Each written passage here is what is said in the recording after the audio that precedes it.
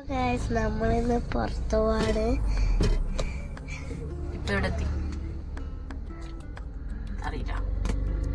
എന്നെ എടുത്ത് hello guys, അപ്പം നമ്മളിന്ന് പുറത്ത് പോവാട്ടോ. എവിടെയാ പോണേന്നുള്ളത് പോകുമ്പോൾ അറിയാം. വെറുതെ ഇറങ്ങിയിട്ടുണ്ട്. നമ്മൾ എങ്ങടാ പോണേ നമുക്ക് കറക്റ്റ് അറിയില്ല അല്ലേ ഇഫ? അപ്പം നമുക്ക് പോയിക്കൊണ്ടിരിക്കുന്നതിൻ്റെ ഇടയിൽ നമുക്ക് മനസ്സിലാവും നമ്മൾ എവിടെ പോണേന്നുള്ളത്. ഇഫ കുഞ്ഞു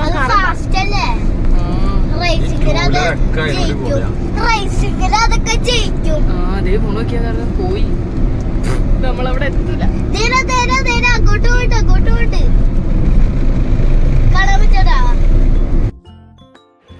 ഈ പോണ കാർ ഏതാണെന്ന് മനസ്സിലായവർ ഒന്ന് കമൻറ്റ് ബോക്സിൽ കമൻറ്റ് ചെയ്യണം കേട്ടോ. ഇഫക്കുട്ടിയാണ് കാണിച്ചു തന്നത്. നമ്മൾ ആലുവേന്ന് കയറിയപ്പോൾ ദേ ഐഫുക്കാക്കയുടെ കയ്യിലുള്ള കാറ് പോകണമെന്ന് പറഞ്ഞു.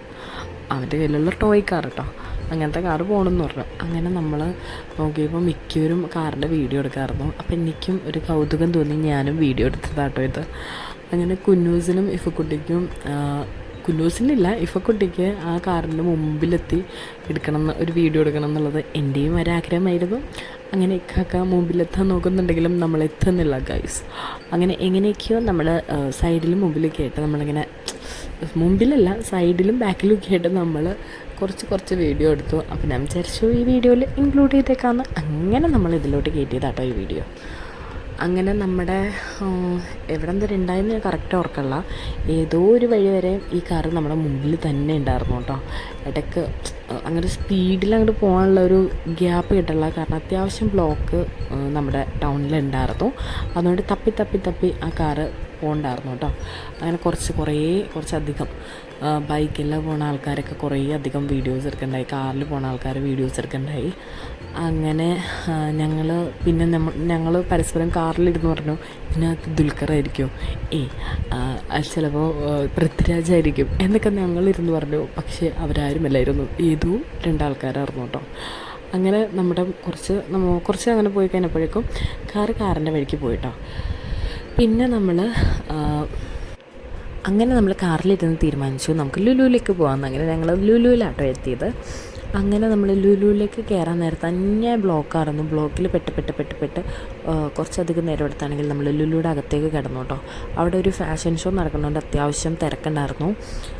ആരൊക്കെ ഇരിക്കണേ എന്നുള്ളത് നമ്മൾ നോക്കില്ല, കാരണം നമുക്ക് അവിടെ നിൽക്കാനേ പറ്റുള്ള അത്ര തിരക്കായിരുന്നു കേട്ടോ. അങ്ങനെ പിന്നെ നമ്മൾ കുട്ടികളുടെ ഗെയിമിങ് സെക്ഷനിലേക്ക് വന്നു കേട്ടോ.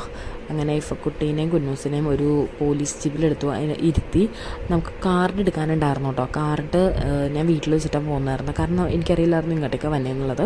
അതുകൊണ്ട് കാർഡ് എടുത്തിട്ടുണ്ടായിരുന്നു. ടൈം വൈകി. അങ്ങനെ നമ്മൾ ഓരോന്നൊരു കുട്ടികളെ വേഗം കയറ്റി. ഇഫക്കുട്ടീൻ്റെ പിന്നെയും പറഞ്ഞു കഴിഞ്ഞാൽ മനസ്സിലാവും, കുന്നൂസിൻ്റെ അടുത്ത് പറഞ്ഞാൽ ഒട്ടും മനസ്സിലാവില്ല. കാരണം എന്ന് വെച്ച് കഴിഞ്ഞാൽ അവൾ ഒരെണ്ണത്തിൽ കയറി കഴിഞ്ഞാൽ ഇറങ്ങി കിട്ടാൻ ഭയങ്കര പാടാകുന്നു കേട്ടോ.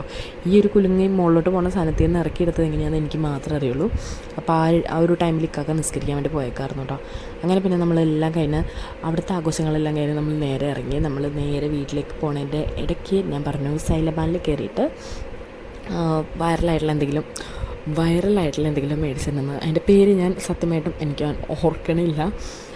ഒരു ഐറ്റം വാങ്ങിച്ചു, അടിപൊളിയായിരുന്നു. ഒരു ബിസ്ക്കറ്റൊക്കെ മുകളിൽ വന്നിട്ടുള്ളത്, പിസ്തയുടെ ആ ഒരു ക്രീമും ചോക്ലേറ്റും. അടിപൊളി സാധനമായിരുന്നു. എനിക്ക് ഭയങ്കര ഇഷ്ടപ്പെട്ടു. ഞാൻ 2 ഐറ്റം ട്രൈ ചെയ്തു നോക്കിയാൽ 2ഉം അടിപൊളിയായിരുന്നു കേട്ടോ.